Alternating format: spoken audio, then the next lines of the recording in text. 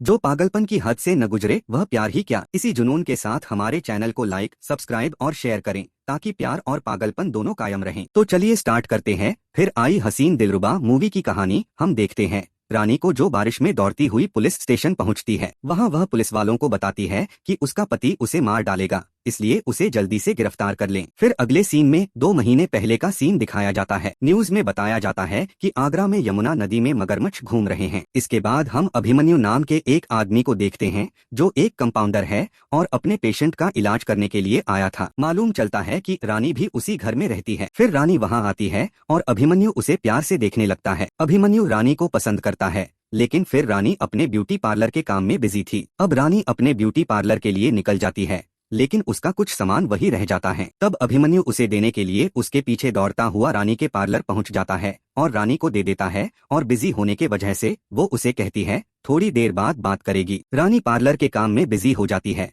लेकिन अभिमन्यु वही पार्लर के बाहर वेट करता रहता है। जब रानी उसे देखती है तो वह तुरंत अभिमन्यु के पास जाती है। इससे पता चलता है अभिमन्यु रानी को बहुत ज्यादा ही पसंद करता है। फिर अभिमन्यु रानी को शुक्रवार के दिन मूवी देखने के लिए चलने को कहता है और रानी मान जाती है। तभी एंट्री होती है हमारे हीरो की, ऋषु की। अब मालूम चलता है कि ऋषु ने पुलिस से छुपकर खुद को मरा हुआ साबित करके रानी के साथ आगरा में रह रहा है। वे दोनों साथ रहने के लिए अपनी पहचान छिपाकर अलग अलग जिंदगी जी रहे होते हैं। उनकी कोशिश है कि किसी तरह से थाईलैंड भाग जाएं। इसके लिए वो लोग जॉब कर रहे थे। ऋषु एक ट्रैवल एजेंट के पास भी जाता है और वो कहता है कि 2 महीनों के बाद वो उनको थाईलैंड भेज देगा। ऋषु जहाँ रहता है वहाँ की मकान मालकिन पूनम ऋषु से प्यार करती है और किसी तरह से उसके करीब रहना चाहती है, इसलिए ऋषु हमेशा पूनम से दूर भागता है। अगले दिन ऋषु रानी से मिलता है और उसे ट्रैवल एजेंट के बारे में बताता है और रानी अभिमन्यु के बारे में ऋषु को बताती है। फिर शुक्रवार के दिन अभिमन्यु रानी के साथ पिक्चर देखने जाने वाला था। वह थिएटर पहुंच जाता है और सारी टिकट ही खरीद लेता है। इसके बाद वह इंतजार करने लगता है, लेकिन रानी नहीं आती है क्योंकि रानी उस वक्त ऋषु के साथ थी और वो दोनों प्यार कर रहे होते हैं। अभिमन्यु इंतजार करता रहता है और जब रानी नहीं आती है तो वह रानी के घर पहुंच जाता है। रानी उससे माफी मांगती है, लेकिन अभिमन्यु अगले शुक्रवार फिर से उसके साथ पिक्चर देखने चलने को कहता है। रानी फिर से हाँ कर देती है। इसके बाद रानी और ऋषु मार्केट में मिलते हैं और रानी ऋषु को अभिमन्यु के बारे में सब कुछ बता देती है। तभी एक चोर आता है और रानी का पर्स लेकर भाग जाता है। ऋषु उसका पीछा करता है, लेकिन बीच में पुलिस आ जाती है तो वह वहां से भाग जाता है और वो पुलिस इंस्पेक्टर किशोर होते हैं और बाद में रानी का पर्स वापस करने के लिए उसके घर जाते हैं। इसके बाद रानी थिएटर में फिल्म देखने के लिए जाती है, जहां हम ऋषु और इंस्पेक्टर किशोर को भी देखते हैं। ऋषु को पता चल जाता है कि पुलिस अब वापस से उनका पीछा कर रही है, तो वह वहां से भाग जाता है और अपना सिम तोड़ देता है और अब रानी भी उससे कांटेक्ट नहीं कर पा रही थी। फिर ऋषु ही रानी से कांटेक्ट करता है और उसे बताता है कि पुलिस उनके पीछे पड़ी हुई है और उसे किसी भी दिन पुलिस स्टेशन बुला सकती है। और फिर पुलिस रानी को पुलिस स्टेशन बुला लेते हैं, जहां इंस्पेक्टर किशोर उससे पूछताछ करता है। वह रानी से कहता है कि उन्होंने उसकी कॉल हिस्ट्री निकलवाई है और वह एक लड़के से बहुत बात करती है। आखिर वह कौन है? रानी बताती है कि वह उसका दोस्त है। तभी वहां एक और पुलिस वाला आता है जिसका नाम मृत्युंजय होता है। वह रानी को बताता है कि वो नील का चाचा है। वह रानी से कहता है कि अब यह केस पर्सनल हो चुका है। वह बताता है कि ऋषु भी उसे बहुत अच्छे से जानता है और जब भी मौका मिले उससे पूछना मोंटू चाचा के बारे में। मोंटू चाचा रानी से कॉल हिस्ट्री के बारे में पूछते हैं कि वह घंटों तक किससे बात करती रहती है और वो आदमी ट्रैवल एजेंट के पास क्यों जाता है, लेकिन रानी कहती है कि उसे कुछ भी नहीं पता है। इस पर मोंटू चाचा कहते हैं कि ऋषु यही है और वह जिंदा है और हम उसे पकड़ कर रहेंगे, क्योंकि रानी अकेले अपनी लाइफ जी रही होती है बिना फैमिली फ्रेंड्स के, तो उनको शक होता है। अब रानी जिस जगह पर रहती है उसके आसपास पुलिस वाले ऋषु के बारे में पूछताछ करना शुरू कर देती हैं। एक दिन ऋषु देखता है कि ट्रैवल एजेंट को भी पुलिस ने गिरफ्तार कर लिया। उसके बाद पुलिस वाले ऋषु को ढूंढते हुए पूनम के घर पहुंच जाते हैं। पूनम ऋषु के पास जाती है और ब्लैकमेल करती है कि पुलिस वाले उसे ढूंढने आए हैं। पूनम समझ जाती है कि कुछ गड़बड़ है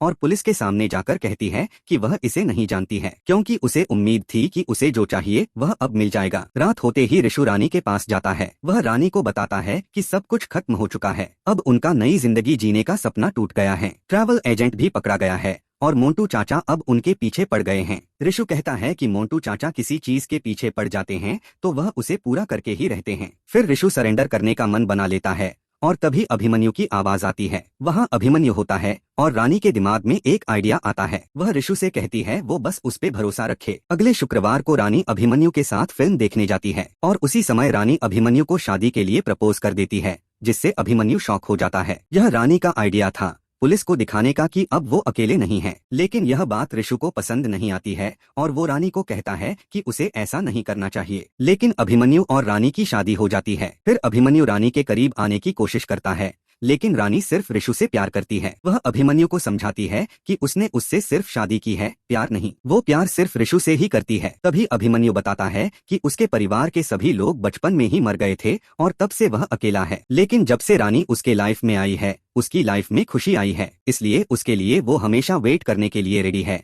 इस उम्मीद में कि किसी दिन रानी भी उससे प्यार करने लगेगी। फिर रानी अभिमन्यु को पंडित जी की किताब के बारे में बताती है कि उसने उनकी सारी किताबें पढ़ी हैं, लेकिन अभिमन्यु ने उनकी कोई किताब नहीं पढ़ी होती है। दूसरी तरफ पूनम ऋषु के करीब आने की कोशिश करती है और रानी दूर से यह देख लेती है। ऋषु दौड़ता हुआ रानी के पास जाता है और उसे समझाने की कोशिश करता है कि पूनम उसके पीछे पड़ी हुई है और उनके बीच कुछ भी नहीं है। लेकिन रानी अपने घर चली जाती है। फिर वह बहुत शराब पी लेती है और नशे की हालत में रात को अभिमन्यु को सब कुछ बता देती है। फिर अगली सुबह अभिमन्यु रानी को ऋषु से मिलाने के लिए कहता है। फिर वे एक मेले में मिलते हैं जहां झूले पर बैठकर सब लोग बात कर रहे थे। अभिमन्यु बताता है कि वह उनकी थाईलैंड जाने में पूरी तरह से हेल्प करेगा। ऋषु पूछता है कि उसे धोखा मिला है, फिर भी वह उनकी मदद क्यों कर रहा है। फिर अभिमन्यु कहता है कि किसी न किसी दिन रानी का ऋषु से मन भर जाएगा और तब शायद रानी उसके पास आ जाएगी। यह बातें सुनने के बाद ऋषु को अभिमन्यु पे डाउट होता है, लेकिन फिर भी वे उसकी हेल्प लेने का फैसला करते हैं। अभिमन्यु ऋषु को अपने क्लिनिक ले जाता है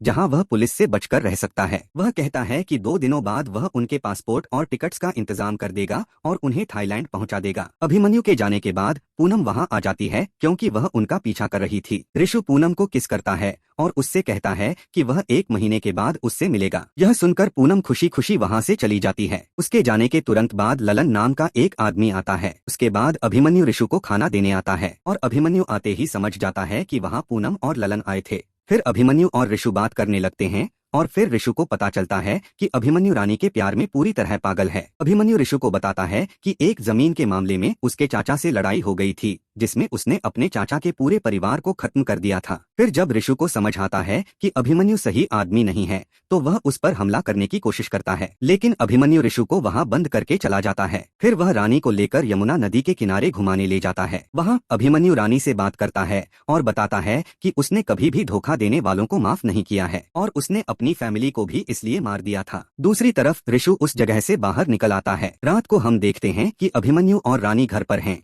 और अभिमन्यु के पास दिनेश पंडित की बहुत सारी किताबें हैं। इससे पता चलता है कि अभिमन्यु भी दिनेश पंडित का फैन है और उसने सारी किताबें पढ़ रखी हैं। रानी उसी किताब के आधार पर प्लान बना रही थी, लेकिन अभिमन्यु को उन किताबों के बारे में सब कुछ पहले से पता था। फिर सडनली अभिमन्यु रानी पे अटैक करता है, जिससे रानी का सिर टेबल से टकरा जाता है। फिर वो पुलिस स्टेशन भाग के जाती है, जो हमने फिल्म के स्टार्ट होते ही देखा था, जहां वह पुलिस वालों से कह रही थी कि उसका पति उसे जान से मार देगा। रानी ने मोंटू चाचा को यह भी बताया था कि ऋषु जिंदा है और अभिमन्यु उसे भी मार देगा। उसने मोंटू चाचा को भी बताया कि अभिमन्यु ने अपनी ही फैमिली को मार दिया था और वह बिल्कुल पागल है। इसके बाद मोंटू चाचा इंस्पेक्टर किशोर को कॉल करते हैं और वो उन्हें ढूंढने की कोशिश करते हैं, लेकिन तभी इंस्पेक्टर किशोर के पास एक कॉल आता है कि यमुना नदी के किनारे पर 2 लाशें मिली हैं, जो शायद ऋषु और अभिमन्यु की हो सकती हैं। रानी को पहचान के लिए लाया जाता है, लेकिन लाशें जल चुकी थीं, जिससे कुछ भी पहचानना मुश्किल था। अभिमन्यु का सूटकेस और पूनम की स्टिक देखकर रानी को समझ में आ जाता है कि कौन मारा गया है। पुलिस को लगता है कि यह सब रानी ने किया है,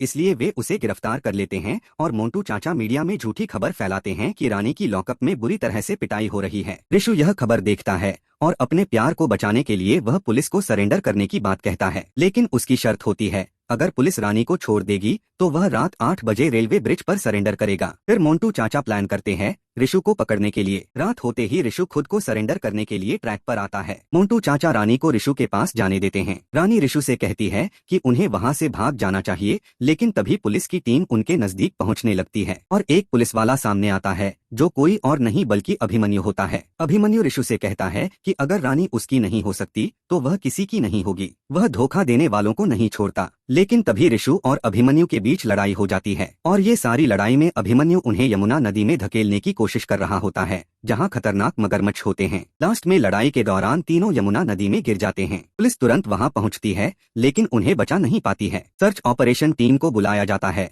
लेकिन किसी को कुछ नहीं मिलता है, सिर्फ मगरमच्छ ही मिलते हैं। मामला बंद होने वाला होता है, लेकिन मोंटू चाचा बताते हैं कि यह केस अभी बंद नहीं होगा। उन्हें तीनों के बारे में कई बातें पता चल चुकी थीं। वह बताते हैं कि अगर ये तीनों पकड़े जाते तो इन्हें गिरफ्तार किया जाता। कई महीने बाद हिमाचल प्रदेश का दिखाया जाता है, जहां रानी उदास बैठी होती है। वह याद करती है कि जब वे पानी से बाहर निकले थे तो रानी और अभिमन्यु ही बच पाए थे, जबकि ऋषु को मगरमच्छ ने खा लिया था। इसके बाद वे हिमाचल प्रदेश शिफ्ट हो गए और वहीं रहने लगे। रानी बच्चों को पढ़ाने लगी, जबकि अभिमन्यु का एक छोटा सा क्लिनिक था। एक दिन जब रानी बच्चों को पढ़ा रही होती है तो एक बच्चे की कॉपी में दिनेश पंडित की कुछ लाइनें लिखी होती हैं, जो शायद ऋषु की थीं। दूसरी तरफ बिहार में मोंटू चाचा को दिखाया जाता है। उन्हें दिनेश पंडित की किताब मगरमच्छ का शिकंजा के बारे में कुछ इन्फॉर्मेशन मिलती है। इस किताब की सिर्फ 3 कॉपियां थीं और उनमें से एक उन्हें मिलती है। किताब को पढ़ने पर पता चलता है कि रानी के गिरफ्तार होने के बाद 3 दिन के अंदर ऋषु और अभिमन्यु ने अपना प्लान तैयार किया था। पहली रात को वे लोग यमुना नदी के पास एक ब्रिज के पास पहुंचे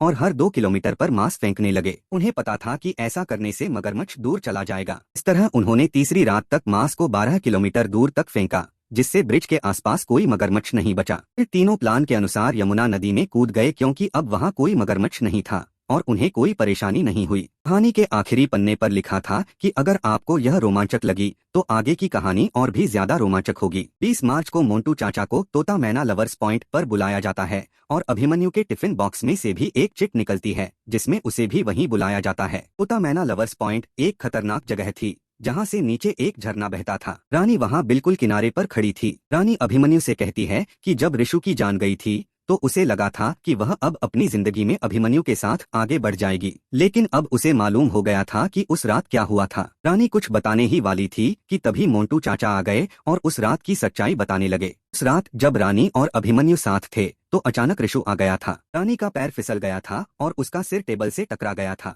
जब उसे होश आया तो तीनों ने एक प्लान बनाया और अभिमन्यु ने उन्हें मगरमच्छ का शिकंजा नामक बुक के बारे में बताया। उस रात तीनों यमुना नदी में कूद गए, लेकिन ऋषु तैर नहीं पा रहा था क्योंकि उसका एक हाथ नकली था। अभिमन्यु ने मगरमच्छ के आने पर ऋषु का नकली हाथ निकाल लिया था, जिससे मगरमच्छ ने ऋषु को खा लिया। रानी को लगा था कि इसमें अभिमन्यु की गलती नहीं थी, लेकिन सच में अभिमन्यु की ही गलती थी। रानी ने कहा कि अगर वह ऋषु की नहीं हो सकी तो वह अभिमन्यु की भी नहीं होगी, और फिर उसने खुद को मारने के लिए ऊपर से कूद गई। बाद में मोंटू चाचा ने अभिमन्यु को गिरफ्तार कर लिया और फ्लाइट से वापस ले जाने लगे। अभिमन्यु ने कहा कि उन्हें रानी की लाश नहीं मिलेगी क्योंकि वह जिंदा थी। एक सीन में दिखाया गया कि ऋषु मगरमच्छ को मार देता है और बच जाता है। रानी भी ऊपर से गिरकर बच गई थी और वह नदी के किनारे पर आ गई थी, जहां वो ऋषु से मिलती है। अंत में हमें मालूम चलता है कि दिनेश पंडित वास्तव में अभिमन्यु के पिता थे और इसी के साथ मूवी खत्म हो जाती है।